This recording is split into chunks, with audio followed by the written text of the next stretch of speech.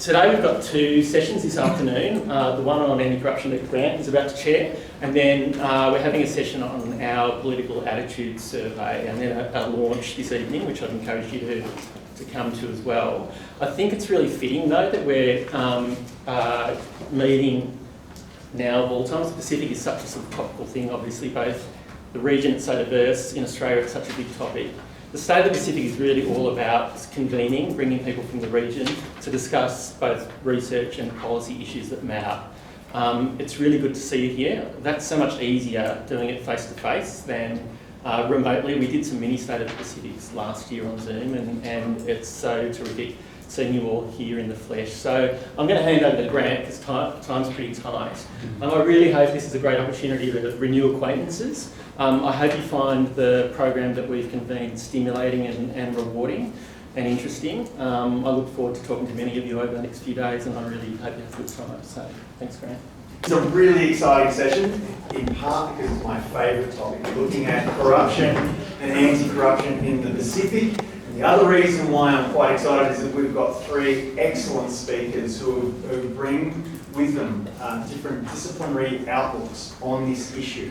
And we're looking at corruption today from different viewpoints. We're looking at it from a human rights perspective, we're looking at it from a transnational perspective, and we're also having a look at some of the unintended consequences of responding to potential corruption. We're going to go from the broad to then looking at some case studies in the Pacific around issues of corruption. And we're going to have our presenters here, and this gives you an opportunity to ask those questions, those burning questions that you're going to have from these fascinating presentations. And we've also got some people online who are also going to be itching to ask some questions. So, without any further ado, let's get underway. The first presenter we've got is Romulo Nayacalevu. And, you can clap if you like. I agree. So letting clap away because Romulo deserves a round of applause.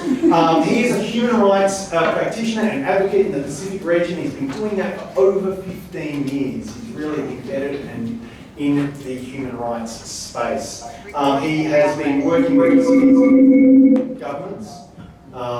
Yep, that's the feedback. Okay, so he's been working with Pacific governments in a variety of different ways, and he's currently a PhD student here at ANU at RegNet, just down the road. And he's examining existing human rights architecture in the Pacific and whether they sufficiently protect and advance human rights, and whether new forms of arrangements should be considered in the protection of human rights. Romulo is from Fiji, and I'm really looking forward to his presentation, so please take it away. Right. I am quite excited, not only to be the first presenter for the session, but also for the State of the Pacific address. And as much as I'm excited, I know it's daunting. But to echo the traditional greetings that have been made, I also pay my respects to the elders present, emerging in the land in which we are gathered here today, the Ngangawal people. I must also acknowledge and thank the organizers of the State of the Pacific 2022 conference, including our session moderator, Dr. Walton, for this opportunity to speak to you today. Dr. Grant. I note that a lot of work and discussions around corruption and what constitute corrupt practices and the legal redresses needed to address corruption from past state of the Pacific Conference. I know that there's a body of writings that have also been targeting this specific issue in the Pacific. So I will focus my intervention on corruption being a human rights violation in the Pacific. In saying that, I'm confining my discussions to the challenges of human rights in the Pacific and the need for stronger national and regional human rights architectures for human rights. I also will briefly discuss human rights-based approach as a strategy to help in mitigating corruption moves. I know the slides jumped, but I'll just continue very briefly. As a Fijian and a human rights practitioner in the Pacific for over 15 years, I have seen the challenges to the enjoyment of human rights across the region. The struggle for work, the struggle to put food on the table, to deal with new diseases, and the lack of proper health facilities to ensure the right to health, the deteriorations of school infrastructure and its impact on the right to education, and the complexities of climate change and the COVID-19 pandemic are all adding strains to all our countries in Oceania, and in turn exacerbating poverty, hunger, disease, and desperations amongst our people. These and more are natural habitats for corruption to grow.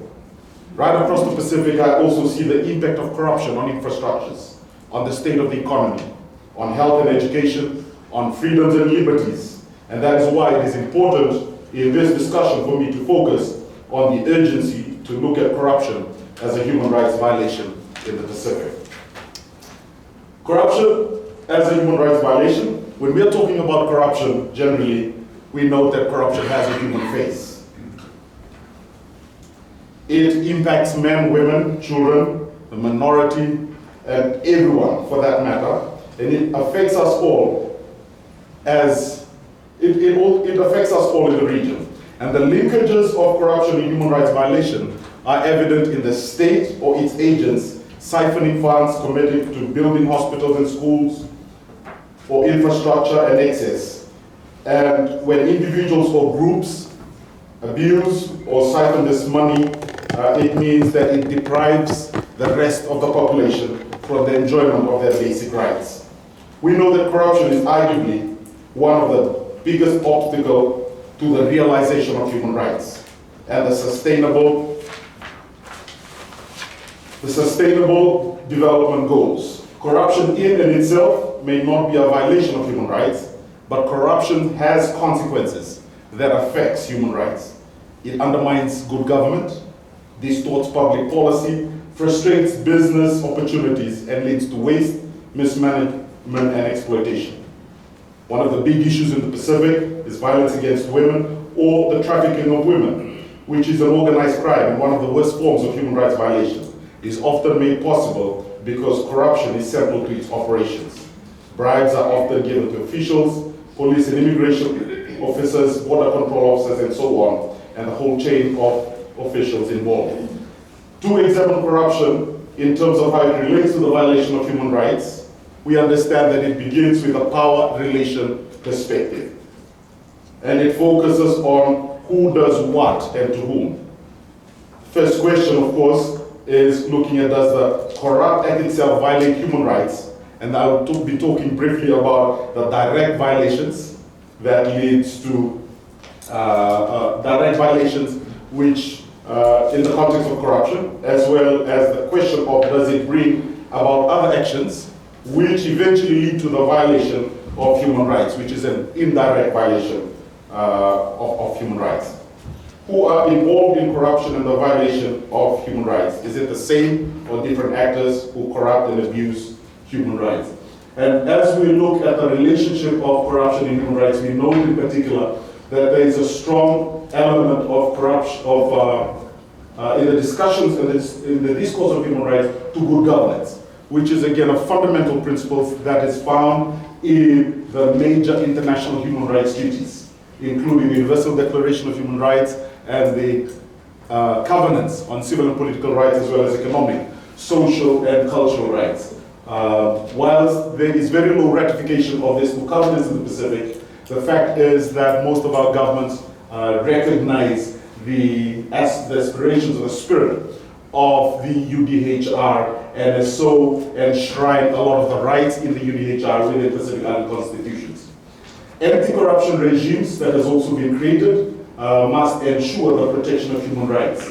That includes the right to free trial before a competent and independent tribunal. So what we see in the context of the corruption discussions and the synergies and the linkages of corruption is the importance of human rights frameworks and the human rights mechanisms to address and adequately address corruption.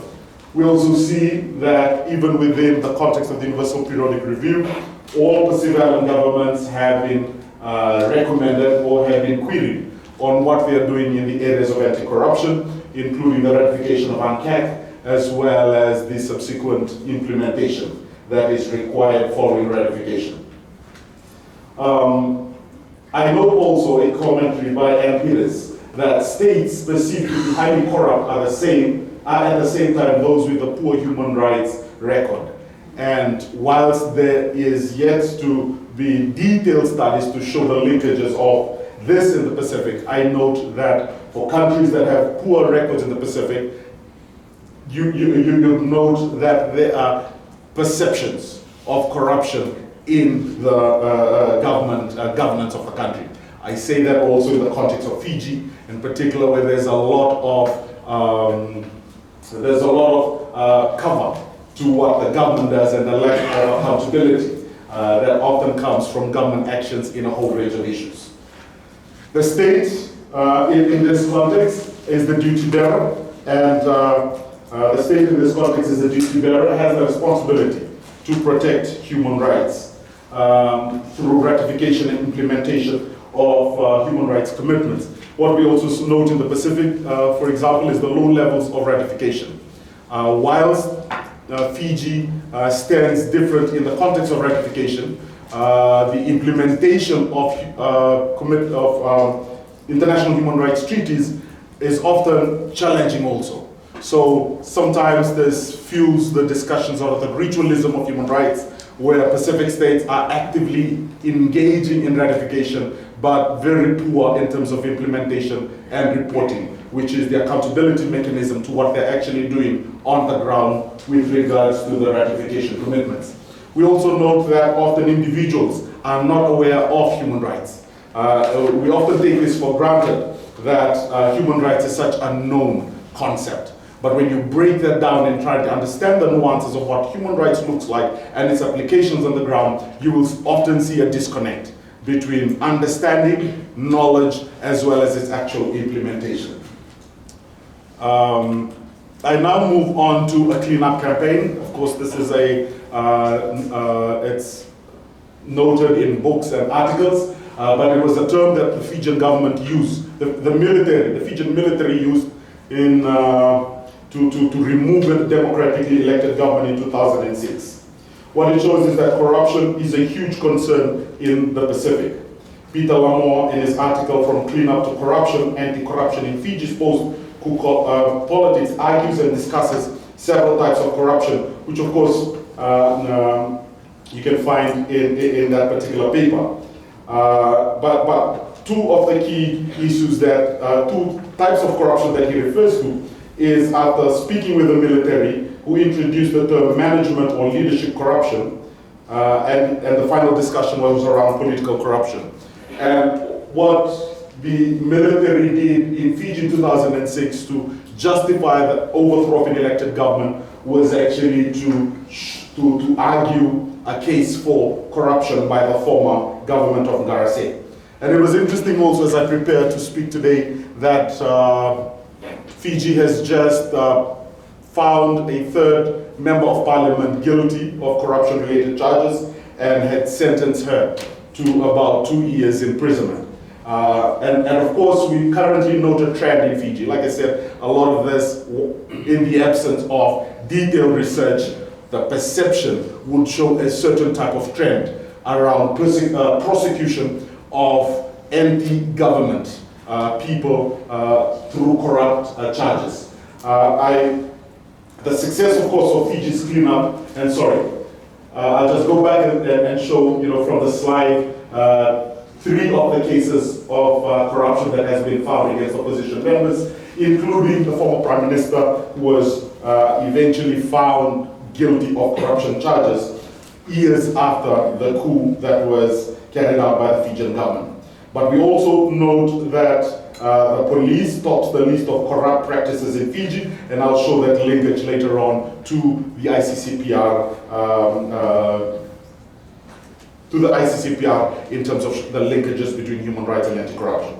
The success of Fiji's cleanup campaign needs an in-depth study on their own, and this presentation does not seek to delve into that. Suffice to say that any anti-corruption measures must be based on strong human rights principles of fairness and equality before the law, among others. I note that Lamore argued in his conclusion that the Army's cleanup campaign was widely criticized for acting in the absence of evidence. Now the army through FICAC has done what it said it would eventually do, bring some cases to court. What the courts will decide remains to be seen, and that was in a 2009 article. But over the years, we've seen consistently the cases that are coming before the courts, but there are also a certain trend that could be analyzed from the court, the cases that are proceeding within Fiji's human rights, Fiji's legal system.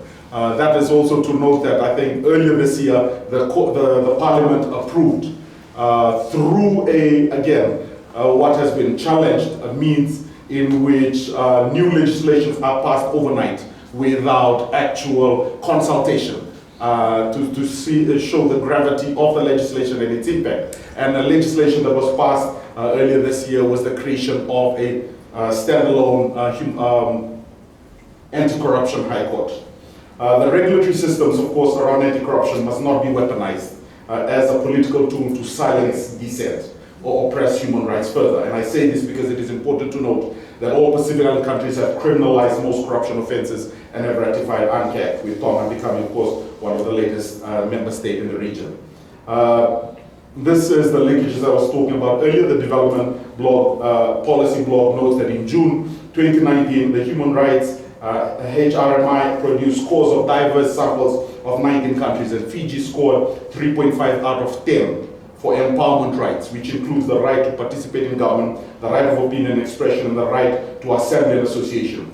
This puts it, according to the blog, near the bottom of the table. And in 2002, it was 5.8 out of 10, suggesting that many people are not enjoying their civil liberties and political freedoms. And compared with the other countries in the Pacific, Fiji is, and I quote, performing worse than average on empowerment rights. If we continue to limit and suppress rights, then we will not be effective in our cleanup campaign because the government's action will not be scrutinized openly and in a transparent manner, including the state institutions that are put in place to address corruption. The challenges to human rights in the Pacific, there is obviously, and we see this linkages also to the anti-corruption awareness, that there is a lack of proper understanding of human rights, lack of proper claim to what rights are for many in our Pacific region. There's a lack of education and awareness for human rights, and that stems from the fact that there are no dedicated human rights institutions that speaks to the human rights context in the Pacific, that speaks to how human rights can be effectively realized. Like human rights, corruption is about power dynamics at work. Pacific societies are structured with power dynamics, determining the roles people play and their access, and with that comes the challenges that have been identified by researchers such as Lamore, Hassel, Haffa, Walton, Denman on corruption in the Pacific, among others.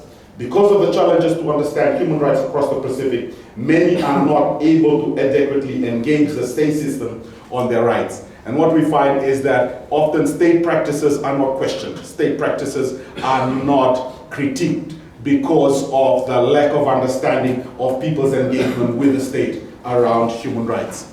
We can move on, thank you. And I'll use very briefly the case of Samoa, the National Human Rights Institution of Samoa. This is one, the Pacific currently have, only 4 countries in the Pacific currently have national human rights institutions. The Samoan National Human Rights Institution was created by amending the Ombudsman Act in 2013 and empowering the Ombudsman with additional mandates. The mandates to investigate and prosecute police officers and prison officers in terms of violations of human rights, as well as a dedicated human rights mandate. As a consequence to that, it has shown that the work of the National Human Rights Institution has created a stronger human rights culture, not only in Samoa, but using that to show what could be in cases of institutions that are created to address maladministration or good governance. The National Human Rights Institution of Samoa, for example, has provided states of human rights reports to the government. It has also conducted research on a whole range of issues And this not only strengthens the Ombudsman's mandate, but also the National Human Rights Institution mandate. And because of time, I'll go very quickly to the next 2 slides, and then I'll wrap up. So you'll see on the slide that is before you is the system of complaints to register either a good governance complaint or a human rights complaint within the mandate of the Samoa National Human Rights Institution. The referrals, the resolutions, as well as the recommendations around prosecution. Now this is important because often the institutions that are in place do not have the teeth, so to speak, to be able to hold the state accountable or those that violate human rights accountable for the violations of good governance principles that are often contained in these laws. Laws are often ineffective as well as national institutions. But I also looked at the case, the human rights-based approach, and that basically means that in the whole process of anti-corruption, it is important that the human rights normative frameworks are weaved into the discussions of what needs to take place to strengthen the accountability regimes in the Pacific. The final one, and I know this is important before our moderators given me the sign to shut up, the 2050 strategy that has just recently been endorsed by Pacific leaders in July 2015, July of this year, contains the blueprint of what the Pacific would look like in 2015. I argue that at the moment, one of the challenges of the Pacific, apart from the workings of the Pacific Way, is the failures to have strong accountability systems. And if the Pacific is to be serious about advancing a lot of the good governance issues right across the Pacific, it needs to strengthen the accountability systems that do exist at the regional level. And I argue that it needs to look into human rights architecture for the Pacific. Whilst I don't have enough time to expound on that, I note that there might be questions that will come up in the context of this presentation, and I thank you sincerely for being awesome audience for now. Okay, so let's move on. So we've now got Dr. Hannah Harris, who's going to be presenting to us next. Dr. Harris is a senior lecturer at Macquarie Law School. Her research area is transnational law and corporate regulation. Her current work includes an analysis of legislative responses to transnational challenges, including illegal logging, modern slavery, and of course corruption. Hannah's book, The Global Anti-Corruption Regime, The Case of Papua New Guinea, is well worth the read. I've read it, it's really good. It documents the evolution of a global regime to combat corruption activity, highlighting the challenges faced in implementing and enforcing this regime with a focus on the Pacific context. And I will say a specific focus on Papua New Guinea, of course. And the interplay between legal, social, political, and economic dynamics is at the heart of Hannah's approach to legal research. So, without any further ado, if you could join me in welcoming Dr. Hannah Harris. Thank you for that introduction, Dr. Walton, and thank you everyone. We're very excited to be here. Today I want to talk specifically about transnational law in the context of illegal logging and the relationship between that type of misconduct and corruption. We can thank you. So illegal logging is an issue of international concern, and it has really significant environmental, social, economic and political implications in a similar way to corruption. And I think what's really nice about the previous presentation leading into this is we're seeing how corruption impacts other issue areas. And there's a real interconnectedness between corruption and other challenges. And I really want to draw that out in my discussion today as well.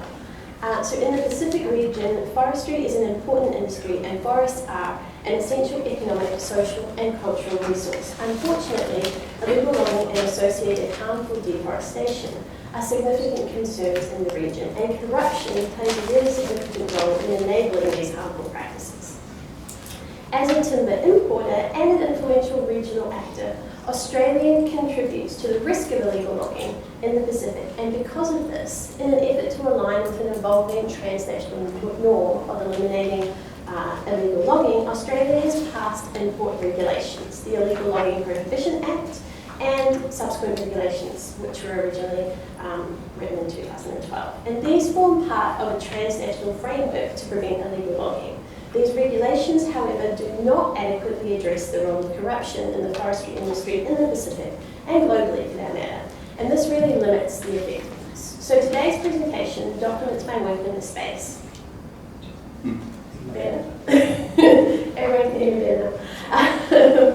drawing on examples from the Solomon Islands and also from Papua New Guinea. So through this exploration, I will show the limitations of Australia's import regulations and argue that the destination country law approach, which is becoming common not only in Australia but in a lot of other importation nations like the United States, the European Union, and increasingly China, Japan, South Korea, and others, that this approach may even create incentives to engage in corrupt conduct or weaken legal frameworks in the Pacific region with harmful implications for forests and forest-reliant societies. Addressing these risks and challenges will be essential for the success of the emerging transnational illegal logging framework. And I will conclude by suggesting some improvements to the regulatory approach. I also think it's important to note that lessons learned here may have relevance to other corporate due diligence obligations in different areas of international concern. For example, modern slavery related to the human rights issue already discussed, and also foreign bribery. Increasingly, import regulations are being used in these issue areas, and it's essential that corruption is considered in the drafting, implementation, and enforcement of these laws. Next slide, please. So first, some background on import regulations, what they are and what they look like, focusing on Australia's Illegal Logging Prohibition Act. There's also some examples of the US Lacey Act and the EU Timber Regulation up on the slide. They're all very kind of equivalent and similar legal frameworks. They all establish rules for importation of timber and timber products and prohibit the importation of illegally harvested timber. But despite efforts in multiple jurisdictions, there is no international treaty or legally binding international framework for addressing this issue. So what we're left with is this kind of patchwork of transnational laws. So it includes these import regulations as well as local laws in countries of harvest, which I call source country laws, certification schemes, and the various global power dynamics that include corruption and corruption incentives that coincide to create a legal framework to combat illegal logging or contribute to it. And as I've already noted, there are a range of laws in place in other areas in the world that follow a similar model. So the Australian, you can't read it all over there. The Australian Illegal Logging Prohibition Act and Regulations was actually one of the first laws in this space. However, it took a really long time for it to actually come into force. Initially, a big part of the legislative rhetoric for the law was focused on international capacity building and collaboration to address related issues such as climate change, organised crime, and corruption. However, despite this rhetoric, the law largely operates in isolation to source country context today, and I want to demonstrate that that is a significant limitation. So what is the structure of the importation regulations? I put that up on the slide, and really one of the key elements is the due diligence requirement for importers. There are three options under the law: the use of the timber legality framework. These include Forest Stewardship Council and PEFC certifications, which are to be combined with considerations of other risk factors, including the risk of corruption. There is the use of bilaterally negotiated country-specific guidelines, and we have these with the Solomon Islands and Papua New Guinea, as well as a range of other importing nations. In the country-specific guidelines, the importance of accounting for local corruption, fraud, and the effectiveness of forestry laws is noted in the guidelines, but details around how this factors into an assessment of legality has not been tested in the courts. And then the third option is a step-by-step process, a kind of ad hoc approach that an individual importer could adopt, which is a risk assessment based on addressing known illegality in the area where the timber is harvested from, the type of timber being harvested, any potential armed conflict in the area, and also the complexity of the product and other reasonable information. And again, the guidance provides a note to the corruption risk and suggests that importers consider looking at, for example, the Transparency International Corruption Perceptions Index for the country in which they're importing timber from when assessing the risk of illegality. So, what are the strengths and weaknesses of these regulations? Next slide, please. The strengths of import regulations include that they are an important component of the global timber market. So large-scale importers like Australia, as well as the EU and China, are likely to have the most possible influence on source country practices due to economic incentives for market access. The laws also aim to secure social, environmental, and economic benefits, which are valuable. However, there are significant weaknesses, and possibly the most significant of those weaknesses is that destination country laws and import regulations cannot directly impact law and practice in source countries or in other import jurisdictions.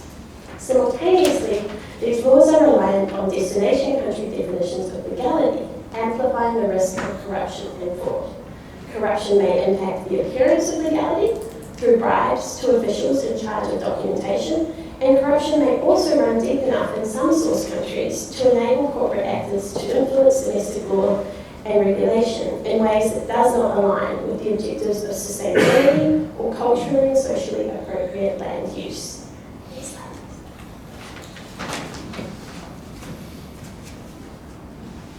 So, I would like to now shift focus to explore the specific context in more detail. I will demonstrate how the weaknesses of Australia's import regulations are amplified by the corruption risk and the legal, cultural and political complexities of the forest industries in the Pacific region. And from there, I will also suggest some opportunities for the future. Both the Solomon Islands and Papua New Guinea provide useful case studies in this regard. So I will start with Papua New Guinea and then move to the Solomon Islands from there. Next slide, thank you. So, PNG forests are home to around 6% of the world's biodiversity, but corruption and unsustainable logging practices have threatened to undermine this unique ecosystem for quite a few years. Logging companies operating in PNG have been referred to as robber barons, bribing politicians and leaders, creating social disharmony, and ignoring laws in order to gain access to rip out and export valuable timber resources. And this has been an issue of concern since at least the 1980s. The controversy around the granting of the operation of special agricultural business leases in PNG provides a really excellent example of the complexity and power dynamics that corruption complicates potential for import regulations. In 2010, PNG banned all raw log exports for sustainability reasons and to promote local economy over foreign investment. Special agricultural business leases unfortunately became a way for powerful foreign corporations to continue to export raw logs by falsely asserting that they were engaged in development projects such as, for example, palm oil plantations. A commission of inquiry into sales found large-scale corruption and mismanagement, with only 4 of the issued leases being considered to have genuine landowner consent and a commercially viable agricultural product being undertaken. In 2017, then Prime Minister Peter O'Neill stated on national radio that all sales were deemed illegal. However, as of January 2022, only 20 of these 70 leases have been cancelled, and the remaining 50 continue to be operational due to ongoing investigations and court proceedings. And this leaves importers in a difficult place. The question is whether timber harvested under sales is in fact legal, or due to a lack of genuine landowner consent, are all sales illegal and invalid. There's very little guidance on this in the law, and how to treat the timber harvested under this regime remains an open question. Okay, so let's now turn to the Solomon Islands. Forests are of national, economic, social and cultural significance in the Solomon Islands. They provide income, supply food and materials for living, and represent important historical and cultural sites. Unsustainable logging, much like in Papua New Guinea, is also a significant problem in the soils and has been beginning since around the 1980s. Disputes also arise frequently over the logging of customary land, and in my discussion with legal experts in soils, it was confirmed that disputes of customary land represent the primary point of contestation in the forestry space.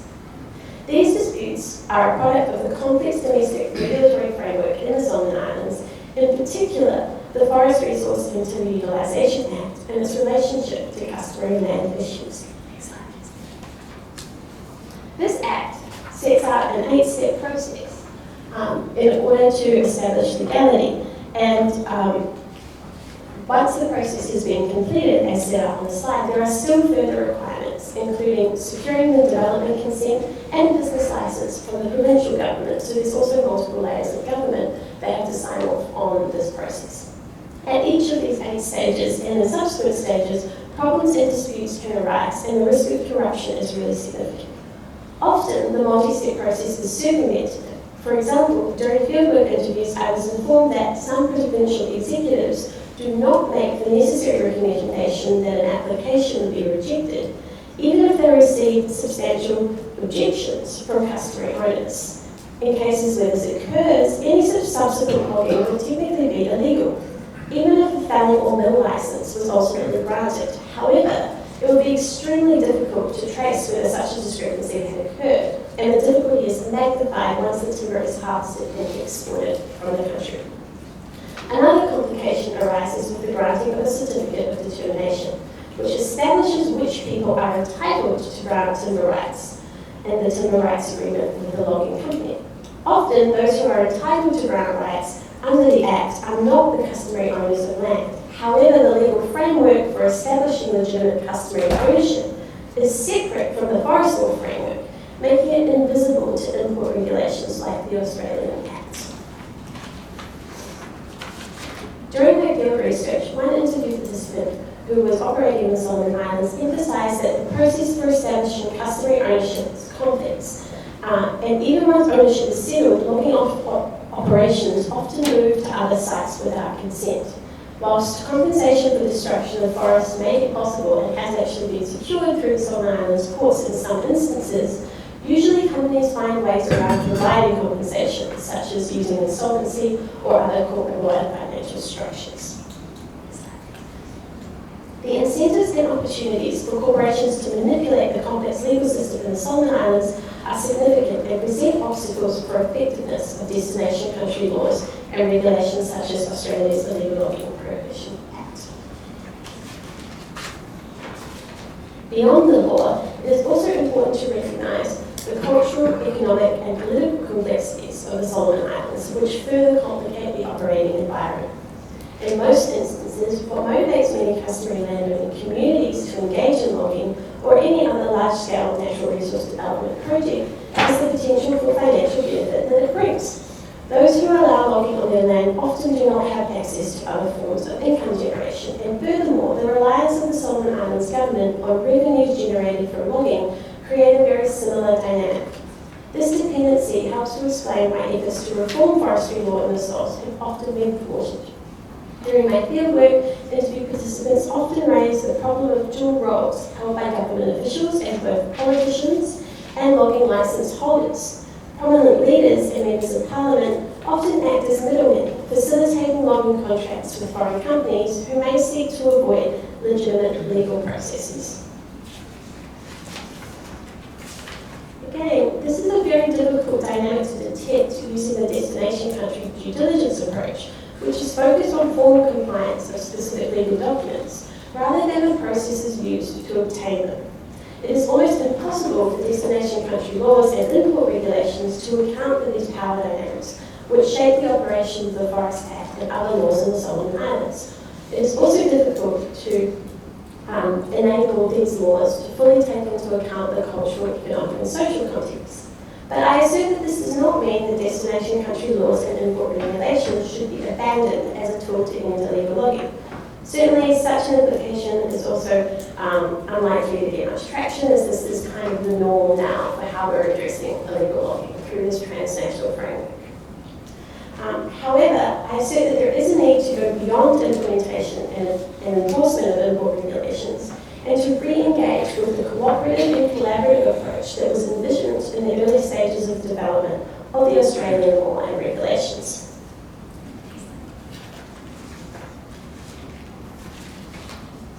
The Pacific context also demonstrates a need to address the unintended side effects of destination country laws and import regulations. And again, unintentional side effects of law is something that was brought up in the previous discussion, and I think it's got wide-ranging importance here. So there is a risk that these laws may increase corrupt incentives for industry participants to bribe or in other ways interfere with the law in source countries.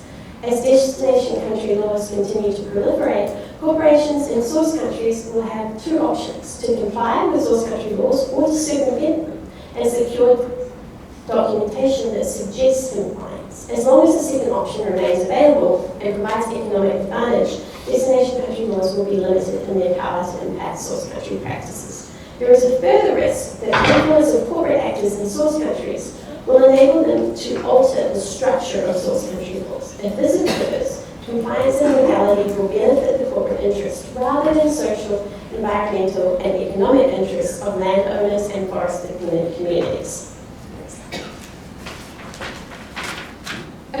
So, solutions. I first suggest that destination country law in general and the Australian Act and Regulation in particular should be implemented in a manner that pays closer attention to processes involved in securing source country legality. This means greater stakeholder participation, potentially utilising the existing country-specific guidelines, but with more feedback and collaboration between source countries to really understand the laws in place in those source countries and how they interrelate, not just looking at the Forestry Act, but more broadly, especially around issues of landholder consent. I also think that there needs to be more stakeholder engagement broadly, certification schemes and other bodies.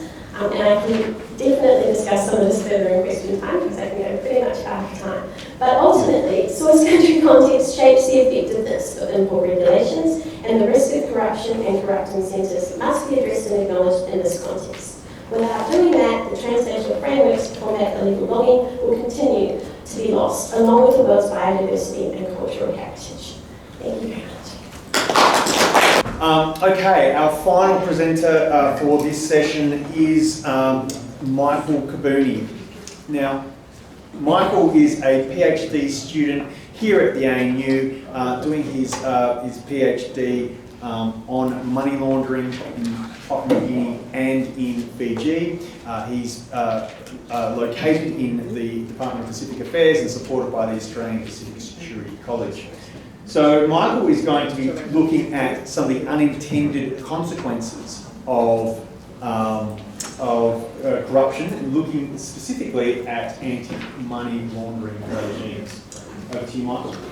Talk about unintended consequences of anti-money laundering regimes. And the main criticism against things like UNCEC and FEDEF is the lack of involvement of developing countries in the negotiations leading up to this kind of regimes and organizations. And FEDEF is a good one. It was first established in 1989 by OECD countries, 35 OECD countries. No developing country was involved. And UNCEC, in the Pacific, I think only Papua New Guinea, I read your book. Yeah, and I think Papua New Guinea joined only one of the series of discussions. So no Pacific Island country was involved in it. But then when it comes to implementation, all the countries are required to abide by it. So that's the main criticism against this kind of regimes.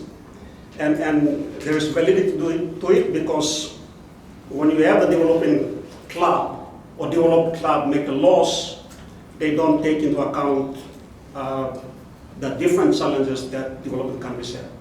All right. So I looked at the unintended consequences of anti-money laundering regimes, decided to talk about only three that I think are related to the Pacific. And Papua New Guinea and Fiji in particular because that's my case studies from my PhD. So, and money laundering takes, well, it's a technical crime. There are three steps to it. Placement, where you can touch the funds that are proceeds of a crime and touch the financial market. And layering is why the origin, the actors try to disguise the origin of the funds. And the last part is where it comes out as though it's a proceed of a legitimate business, and then it goes back to the country. Some years back, the chairman for Task Force SWIFT, which was one of these, the only organization that actually worked effectively fighting corruption in Papua New Guinea, referred to Australia as the Cayman Island of the Pacific. Basically because Australia, Singapore and Hong Kong are kind of the destination for money that leaves the Pacific, which is interesting. It's interesting, to make these statements, but it's actually very difficult to quantify because the line between proceeds of a crime and legitimate businesses, it's difficult to draw. And there's a a recent case in Papua New Guinea where the judge talked about what constitutes money laundering. And the conclusion was that for a fund or to amount to money laundering, fund or asset, you must link that to a crime. It must be linked to a crime. And what that means is that, you know, the funds that are entering Australia, Papua New Guinea government will have to prove that it's a proceed of a crime first, then make the argument it's money laundering. And at the moment it's very difficult to make that, and we'll talk about that in a minute, why it's difficult to prove that it's a crime. So the first problem is capacity. And when you talk about FATF requirements, there are 49 of them. And countries are required to meet these recommendations. And based on whether you meet that or not, you are classified as, on a gray list or black list. The problem with developing countries that are required to meet these requirements is that most don't have the capacity to meet these requirements. That's the first, and when I say capacity, human resource, but also expertise. And Papua New Guinea's case is a good one. In August, the central bank said that there are about 5,000 cases of money laundering cases that need to be investigated. Now, what happens is the banks give records of suspicious activity to the Financial Intelligence Unit, and the Financial Intelligence Unit investigates that, and they decide whether this transaction amounts to money laundering. Now, because of lack of capacity with the Financial Intelligence Unit, the number might be higher than that. Because I just met with the Financial Intelligence Unit guys when they were here. There are only 5. 1 lawyer and 4 accountants, tax guys. So this is what these 5 guys have, assessed and decided that it is amount to money laundering. We don't know how many cases the bank is actually referred to the Financial Intelligence Unit guys to be higher than this. Now, since 2008, I think the date is wrong. The Criminal Proceeds Act was enacted in 2005. So since 2005, only 27 cases of money laundering has gone before the courts. Only 3 were prosecuted. All right, so that kind of gives you the magnitude of this problem. 27 out of maybe 5,000, 6,000 cases, it's very low. And we have only 3 successfully prosecuted. Out of these 3 cases, none of them were politically exposed peasants. So these are politicians, bureaucrats, people who are at higher up, the elites, who actually deal with a lot of money. So these 3 cases were cases of, the bank teller rejects a loan and then approves it. So that guy, gets a notification that his loan was rejected and he's not following up, but then the bank teller approves the loan and then uses the money. So this kind of cases. So it's really not dealing with, it's not even scratching the surface of, corruption and money laundering in Papua New Guinea. The main case before the court now is a $170 million case. So this money belonging to one of these landowner companies in Macquarie was stolen and facilitated by an Australian lawyer. Okay, sorry. The architect. Allegedly. The architect is now residing in Cairns. The Papua New Guinea government wants the Australian government to send him back. The Australian government has not responded. So it's up in Cairns. And this is one of the biggest cases. Also, first the bank gives this report of suspicious activity to the FIU, the Financial Intelligence Unit. The Financial Intelligence Unit assesses this, and then if the Financial Intelligence Unit thinks that it amounts to money laundering, it sends these cases to the relevant organizations. So if it's let's say, a tax crime, sends the case to Internal Revenue Commission. If they think it's,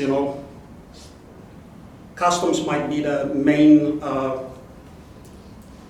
or appropriate organization to deal with it, they would send it to customs. If it's corruption case, Ombudsman Commission, and the list goes on. Of this organization, only the only the police has the power to investigate and do arrests. So the other organizations just investigate and then, well, they cannot do much. They can refer it to the police or to the public prosecutor. ICAC, which is Independent Commission Against Corruption, there's a law, they don't have office, but they are one of these organizations that can conduct investigations and do arrests. And then it comes to the public prosecutor. The public prosecutor then stands before the judge, makes the argument, and presents evidence. Now, when these 5,000 cases were first mentioned, the former director for a fraud squad said the problem has been between FIU, police, and public prosecutor's office. What happens is, FIU is, like I said, there's only one lawyer.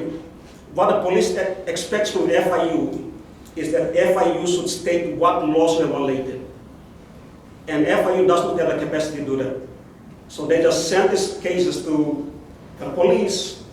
The police in Papua New Guinea, it's like one police is to 1,145 citizens.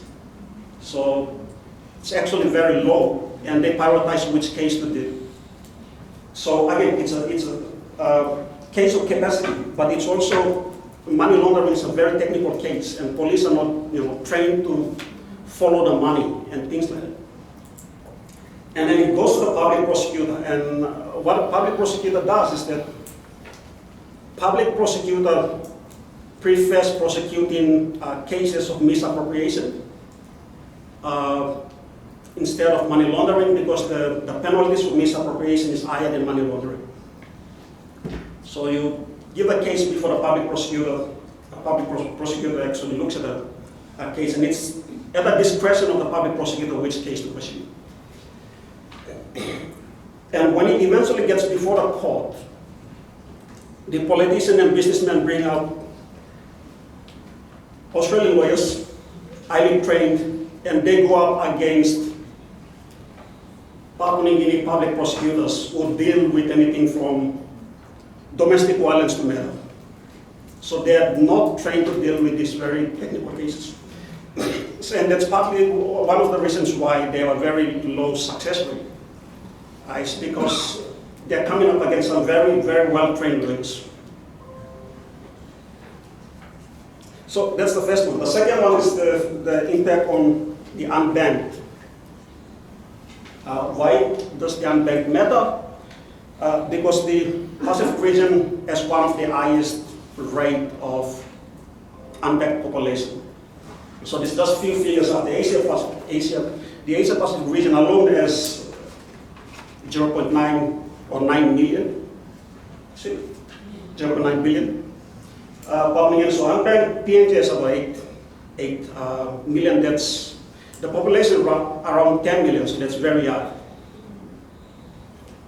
So that's estimated from World Bank, one third of the adult population, Solomon Islands, 1/3 of the adult population, Fiji, 1/3 of the adult population, who don't have a bank account. Now, one of the things that FATF requires is that you should have a valid ID to open a bank account. And these things like passport, driver's license, and majority of the, at least Papua New Guinea, don't have IDs. So it's kind of, you have this dilemma. You want to push for financial inclusion, but you also demand them to show up with IDs and open their bank accounts. The MID project in Papua New Guinea, was it?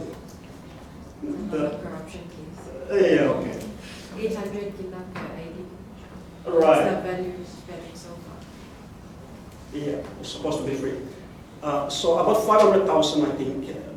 Am I correct? A lot of money. IDs. So if you take that as a proxy of people having ID, then that's very low compared to close to 10 million people.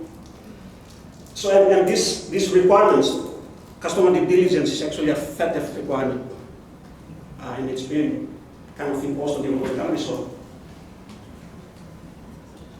the third and the last one is remittance, the impact on remittance. Why does this matter?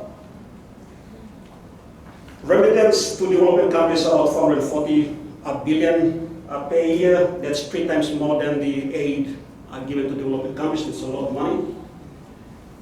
It constitutes about the second largest source of foreign FX for Fiji. The first is tourism, second is remittance, so it's a very big part of Fiji's economy. It constitutes 2/3 of Tonga's GDP, 1/6 of Samoa's. But what's been happening is that the correspondent bank, the banks, if you want to send money to Fiji, you go to, let's say, Commonwealth Bank and deposit money, and then it's transferred. So this relationship to the Pacific has been going down since FATF and anti-money laundering regimes and the implementation, because they don't want to be associated with countries that don't have, FATF anti-money laundering regimes. They regard it as a risk. And especially following the penalties on Australian banks for violating anti-money laundering regimes in the last few years. So they've become very cautious dealing with the Pacific islands. So this is a concern, especially when you look at the role that remittance plays in the Pacific economies. And an example. So blacklisted in 2019, which is interesting because around the same time it was on FATF's grey list. FATF removes the grey list, but an EU puts Vanuatu, the same country, on the blacklist, and they are using the same FATF regulations. And then there was an article written by one of these Caribbean economists that from black betting to blacklisting. And you can dispute the conclusion, but you cannot argue with the facts that she presented. How can two organizations use the same kind of guidelines, and come up with two different conclusions? And one is placed on grey list, one is on blacklist, and around the same time OECD, put one on. So then what followed was that the National Development Bank closed its correspondence division in Vanuatu. And Pacific has a kind of rich history of these kind of things. Nauru, when it was placed on blacklist, all the banks closed their branches in Nauru, and for a good number of years there was literally no bank operating in Nauru. So this is the concern. I understand anti-corruption regimes and corruption in the Pacific, but you have to weigh the cost and benefits. Where in the push of trying to fight corruption, you're actually causing more damage than good. So at the moment, this is the last slide. This is the cost associated with sending money to the Pacific. Vanuatu, right up there, it's the highest. It's more expensive to send money to Vanuatu, and you can link this up to blacklisting role of EU and OECD. And it's way higher than the world average, which is 6.38%. Right.